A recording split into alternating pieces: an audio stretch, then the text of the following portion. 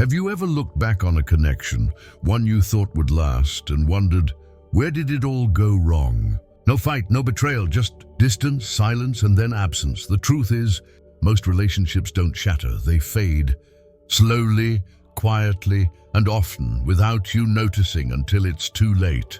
But what if the slow unraveling wasn't because of what they did, but because of what you couldn't see in yourself? This isn't a video about blame, it's about awakening, about peeling back the layers of misunderstanding, ego, and silence that quietly kill our deepest bonds. Today, we'll walk through 7 powerful truths that might hurt at first, but will heal you in the end.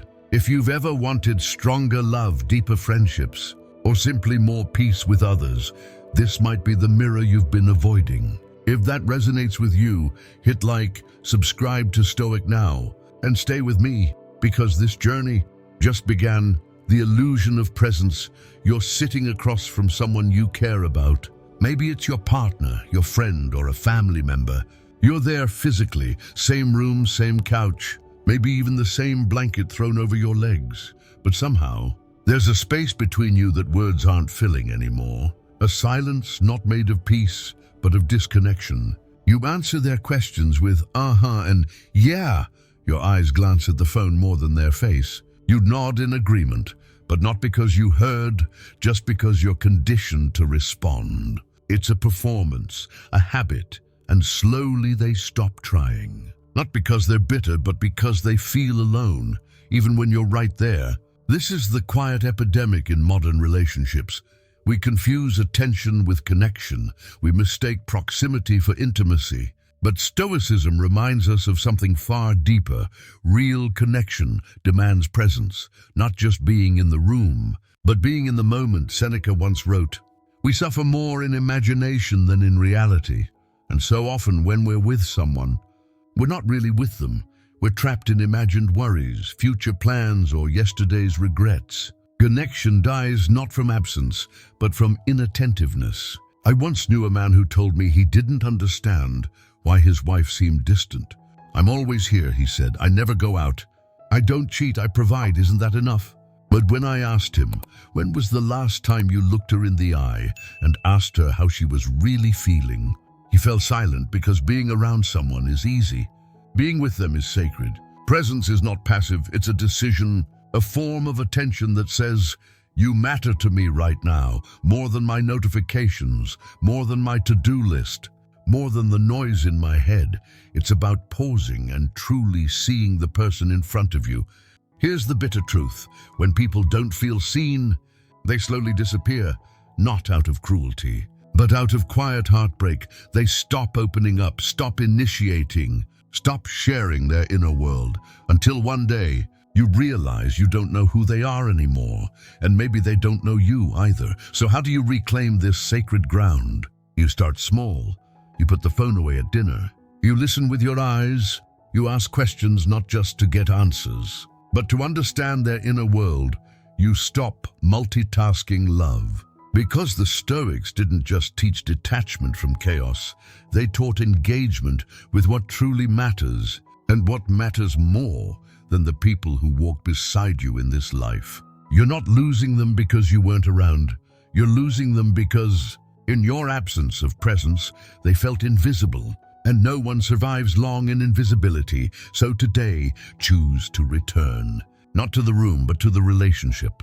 To their eyes, to their story, to the moment. That's where love still lives. That's where connection waits. The silent poison of unspoken needs. Most relationships don't collapse because of what's said. They collapse because of what's never spoken. The quiet disappointments, the unexpressed needs, the small hurts you swallow in the name of peace. Until one day, peace itself feels impossible. You tell yourself it's not worth the fight. You convince yourself that staying silent makes you kind, patient, or mature, but silence, when it hides truth, is not kindness. It's avoidance. And avoidance over time becomes poison. The Stoics never equated silence with virtue. Seneca wrote, "A sword never kills anybody. It is a tool in the killer's hand."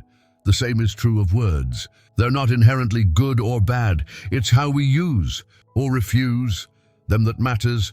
when you hold your truth back out of fear of discomfort. That silence becomes the blade that cuts through trust. I once spoke with a woman who said, "I don't ask for what I need anymore. Every time I did, I was told I'm too emotional, too demanding, and over time, she stopped speaking up." Her partner thought the quiet meant contentment, but it meant defeat. When she finally left, he said, "I never knew you were unhappy." And he was right, he didn't, because she stopped letting him.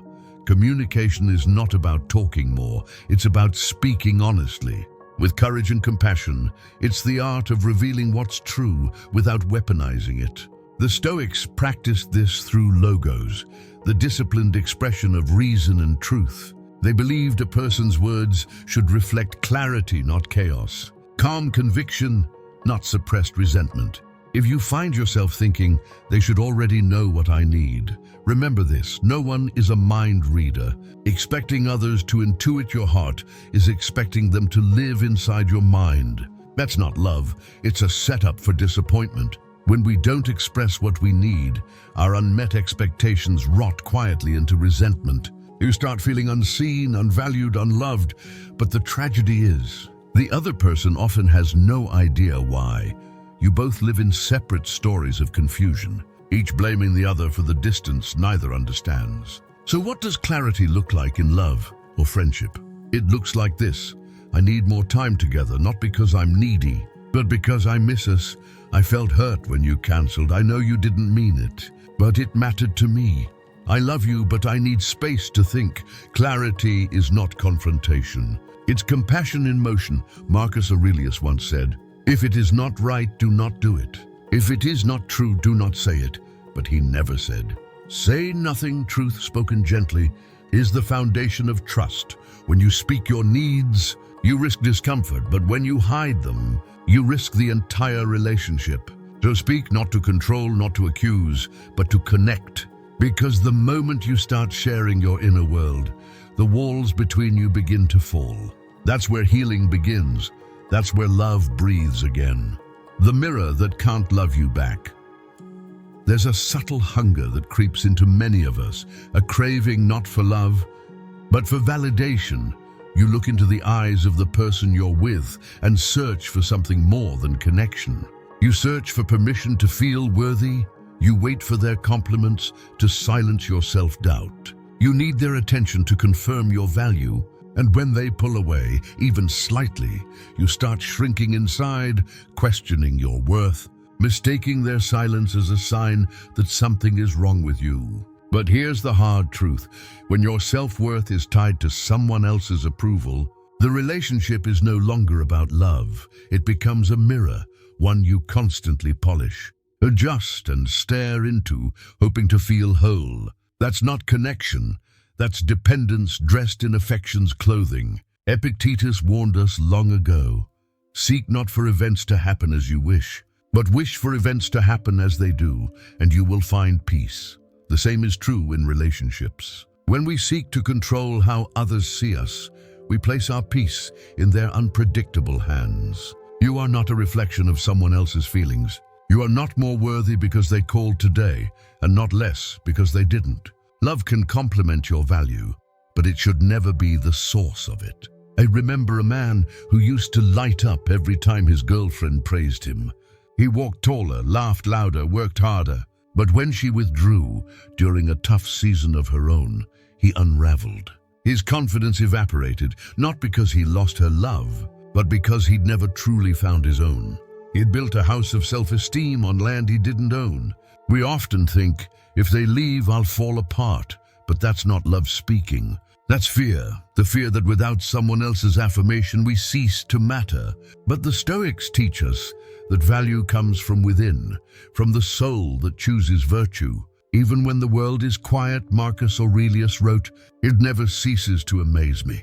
We all love ourselves more than other people, but care more about their opinion than our own." What would happen if, for 1 week, you stopped chasing reassurance and started practicing self-respect? If you stopped seeking validation and started embodying values, truth, courage, discipline that can't be taken from you? You see, when you anchor your self-worth in someone else, Every shift in their mood becomes a storm in your heart. But when your worth is rooted in your own being, love becomes an addition, not a crutch, ironically. This is when others begin to feel most drawn to you, not when you're hungry for their approval, but when you're full in your own presence. When you walk in self-trust, not self-doubt. When you stop begging the mirror to love you back and start becoming the kind of person who doesn't need the mirror at all. Let them love you, let them leave, but don't let either define you. When your past speaks louder than you do, there's a moment, split second and electric, when something small happens and your heart flares up with anger or defensiveness or withdrawal. Maybe it's the tone in their voice, the way they glanced away, or a sentence that sounded a little too familiar, and before you even realize it, you've snapped or shut down or walked out. That moment didn't come from the present. It came from your past. Most of us don't respond. We react. We don't meet the moment. We relive one. A wound that's been waiting in silence finds its cue and takes the stage. And what could have been a conversation becomes a reenactment. A trigger becomes a trap. And the person in front of you is no longer who you're talking to. They're a character in your unfinished story. The Stoics warned us about this. Epictetus said, "It is not things themselves that disturb us, but our judgments about them. The problem isn't what was said, it's the meaning you gave it, drawn from a deeper place that hasn't yet healed." And so your reaction isn't about this moment. It's about all the moments it reminds you of. I once knew a woman who would freeze every time her partner raised his voice. Even slightly, he was never cruel, never violent, but her body heard echoes of a father who was. Her partner didn't know why she became so distant. She didn't even fully understand it herself. Until she did, until she sat with it, owned it, and chose to respond with awareness rather than react with fear. Reactivity is instinctual, but responsiveness that takes discipline. That takes presence. When you're reactive, you give away your power. You become a puppet of the past, pulled by strings you haven't cut yet. But when you respond, you interrupt the pattern, you pause. You create space between what happens and what you do with it. That space is where freedom lives. Marcus Aurelius, arguably the most powerful man of his time, wrote daily about keeping his temper in check. Not because he was weak, but because he understood that unchecked emotion is the beginning of ruin. How much more harmful are the consequences of anger than the circumstances that aroused it, he wrote. So how do you begin to respond instead of react? First, breathe, yes, just breathe when something stings. Take one conscious breath before you speak. That breath is not weakness, it's war. A quiet war against your older self. Second, ask yourself, is this person the enemy or am I fighting a ghost? Third, practice emotional ownership. Say, I felt, not you made me feel. Speak from your experience, not your accusation. You don't need to suppress your emotions. You need to master them, because in a relationship, your reaction can either build a bridge or burn one. And often, the cost of reacting isn't just a fight, it's trust. Trust that takes months to build, but a single flare-up to crack. So choose stillness, choose awareness, choose the power to respond like the person you're becoming, not the person you've been. The quiet cost of avoiding responsibility. It's easier, almost seductive, to believe that the reason things fell apart wasn't your fault, that they were too emotional, that they never really understood you, that they didn't try hard enough, that if only they had been more patient, more kind, more something, you'd still be together. But deep down, there's a whisper that contradicts the comfort of blame, a quiet knowing that maybe, just maybe, you played a part too. Accountability is uncomfortable because it asks you to stand in front of a mirror that doesn't flatter.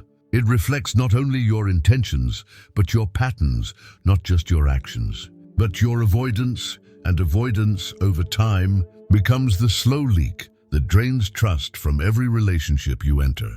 The Stoics never saw accountability as punishment. They saw it as power. Epictetus taught, if you want to improve, be content to be thought foolish and stupid with regard to external things. In other words, drop the need to look blameless, seek truth instead. When you avoid accountability, what you're really avoiding is growth. You trade progress for pride. You'd rather be right than be real. But relationships don't flourish in righteousness. They flourish in reflection.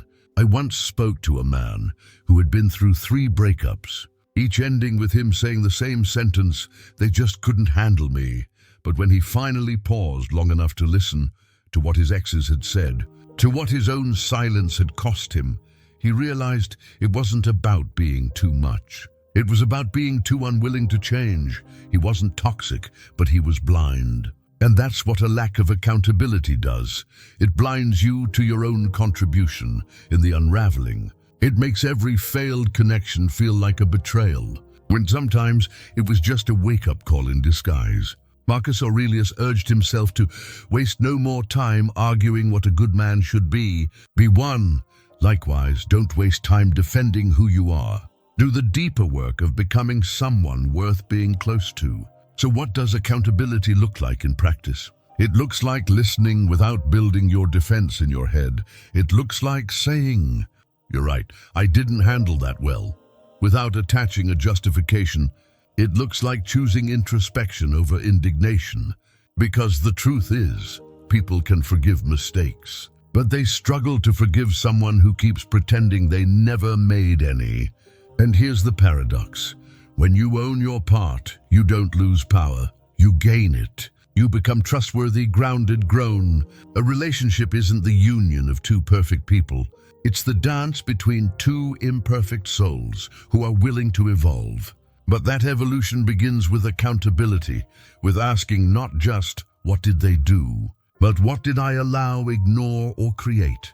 So stop defending the version of you that keeps you stuck. Be brave enough to confront the one that's still becoming. That's how healing begins, not with blame, but with ownership. When ego drowns the sound of the heart, sometimes it's not what we say that breaks the connection, but how tightly we grip the need to be right while saying it. You argue not to understand, but to win. You interrupt not because you don't care, but because your pride can't bear to be challenged, and slowly, a wall builds, brick by brick, made of every moment where ego chose to speak louder than empathy.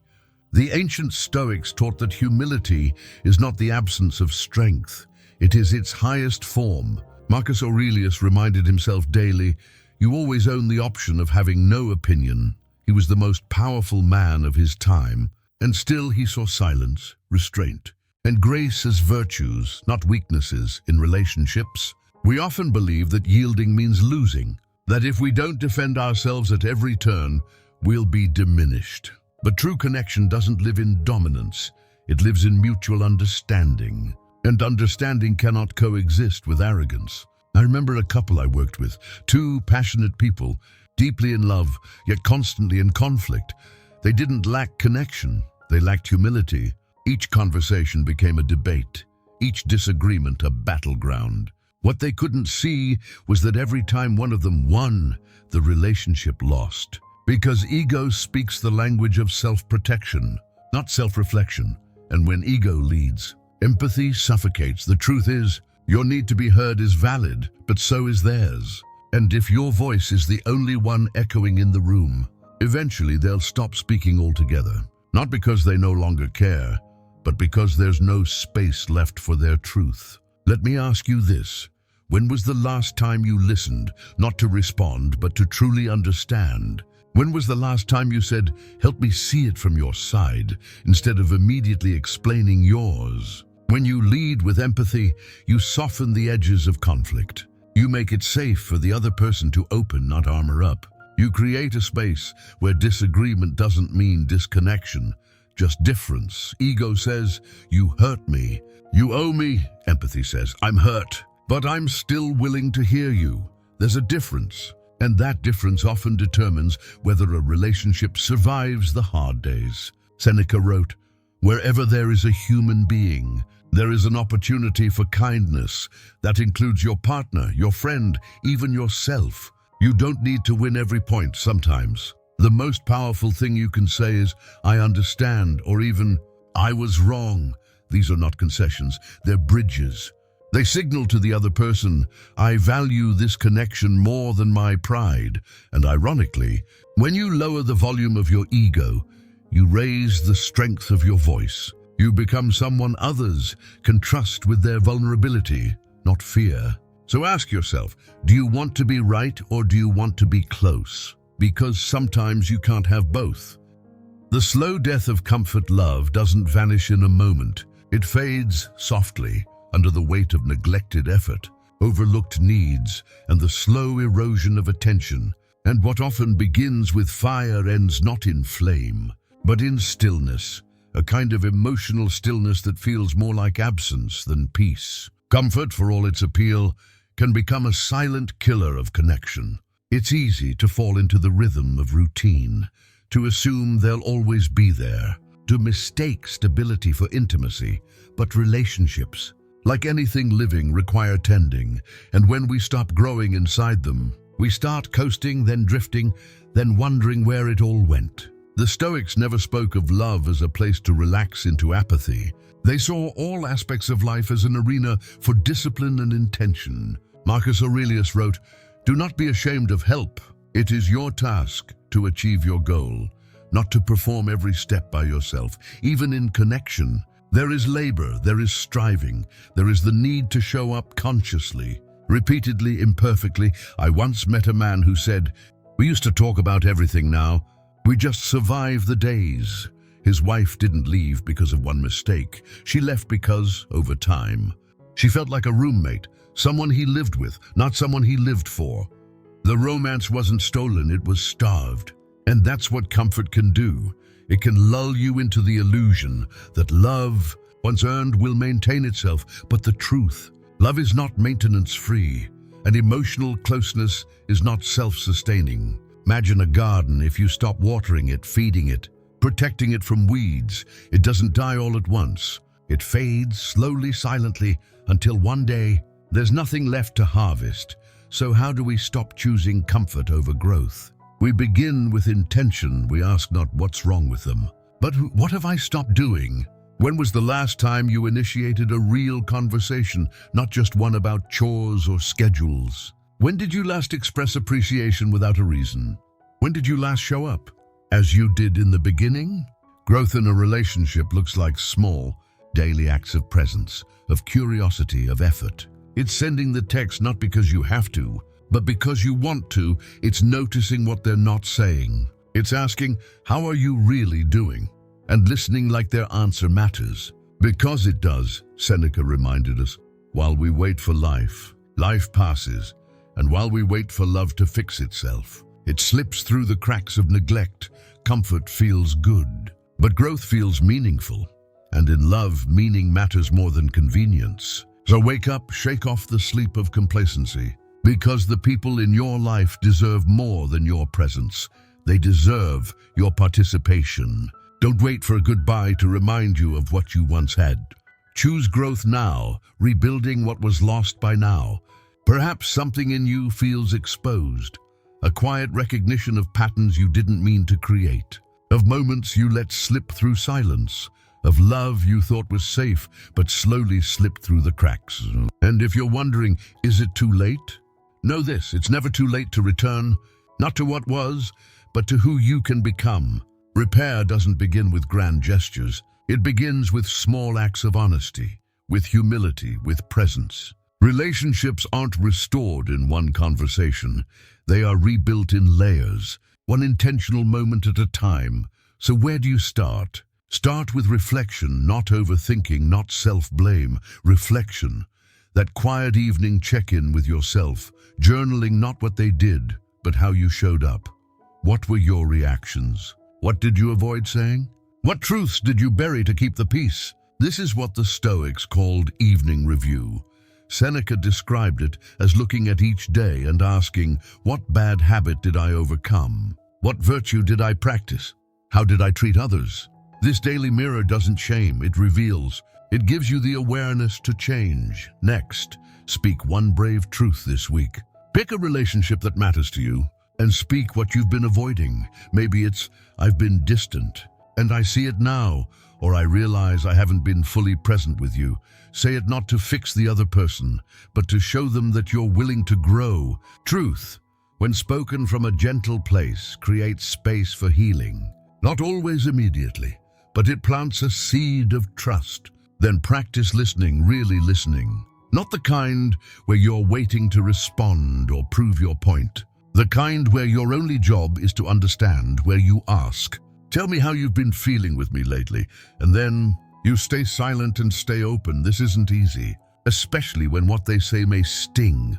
But the Stoic path isn't about avoiding discomfort. It's about choosing growth through discomfort. And this kind of listening is a discipline of the heart. Finally, rebuild from within. Your worth cannot depend on someone else seeing you. You must become the one who sees yourself clearly. Practice Stoic reflections daily. What is mine to control? What virtue can I embody today? Return to your internal center, not to become independent from love, but to no longer be imprisoned by it.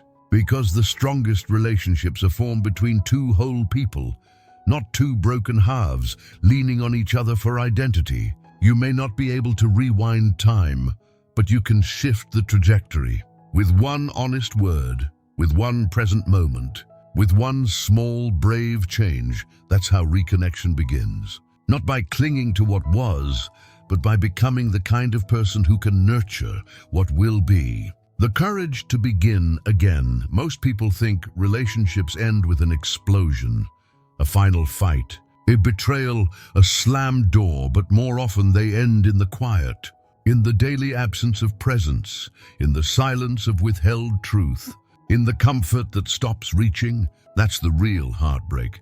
Not what was said, but what wasn't. Not the chaos, but the neglect. And perhaps, as you've walked through these reflections, you've seen fragments of yourself in them. Maybe a conversation you avoided, a partner you slowly stopped asking about, a reaction you later regretted, or a truth you buried so deep you convinced yourself it didn't matter.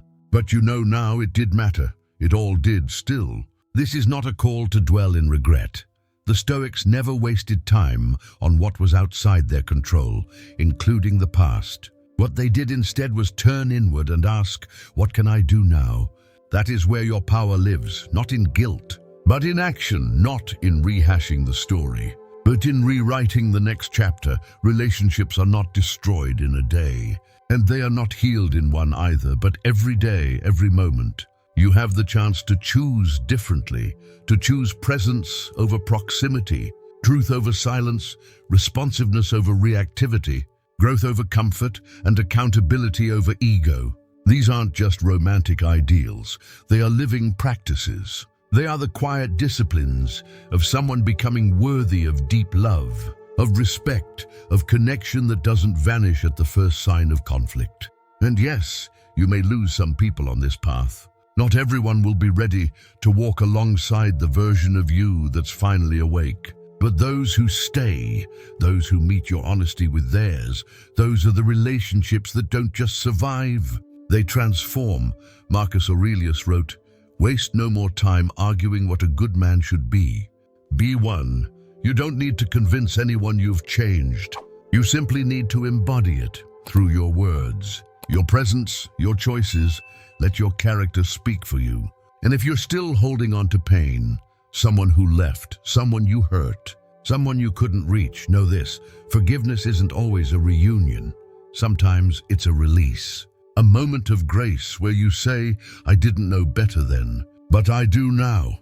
And that's enough. That's how peace begins. If this video stirred something in you, if it made you pause, reflect, even ache a little, then I invite you to stay connected to this journey. Like this video if it spoke to you.